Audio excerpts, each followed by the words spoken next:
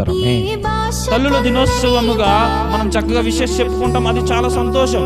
అలానే బిడ్డల కొరకు మీరు చేసే ప్రయత్నాలు ఎలా ఉన్నాయి, బిడ్డల కొరకు మీరు పాటుపడే విధానం ఎలా ఉంది, వారి జీవితం కొరకు మీరు డబ్బులు సంపాదిస్తున్నారు, మంచిది.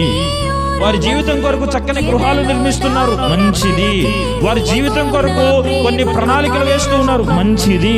కానీ వారి భవిష్యత్తులో, వారి కష్టకాలములో వారు ఎదుర్కొనే శక్తిని ఎలా ఇవ్వగలరు తెలుసా? దేవుడు సహాయం చేస్తేనే. మనకు జ్ఞానం ఏమన్నా తక్కువ, ఆ జ్ఞానం ఉంది. బిడ్డలకు ఏమైనా జ్ఞానం ఏమైనా తక్కువ, జ్ఞానం ఉంది. కానీ ఎవరు తోడు కావాలి, ఎవరు సహాయము కావాలి, ఎవరు దీవెనలు కావాలి, ఎవరి ఆశీర్వాదాలు కావాలి అంటే దైవ దీవెనలు మనకు ఎంతో ప్రాముఖ్యమైనవి. గుర్తుపెట్టుకో.